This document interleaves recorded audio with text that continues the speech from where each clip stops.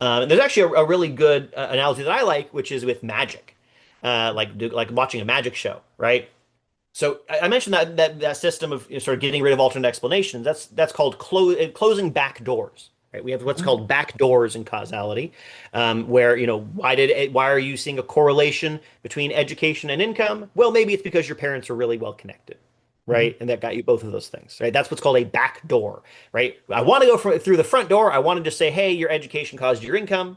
But there's a back door. There's another way I can get out of the house into the same Mhm. place, which is to say, well, your parents were just better connected. That's a back door, right?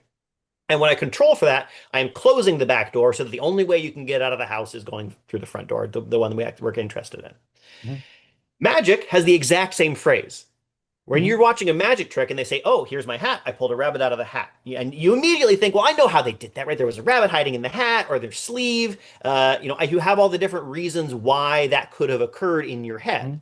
And so then they say, rabbits out of the hat. But look, before they do that, they show you their sleeve. There's nothing in my sleeve. There's nothing in my hat. There's nothing in my shirt. They are closing doors. They're closing down alternate explanations for how that could have possibly happened. And Mhm. every time they show you, it's not in my shirt, right? That is getting rid of a possible explanation, leaving you just with the goal for the audience in magic is to say this will leave you only with the explanation of I don't know how they did that or that was actually magic, right? They're trying to narrow down the possible explanations to just the one, and they call that process closing doors in the exact same way that people who are doing causal inference call the process of shutting down backdoor paths, alternate explanations for your data, closing backdoors. Mhm. So that was a brilliant explanation. I'm never going to forget what is a backdoor criterion ever.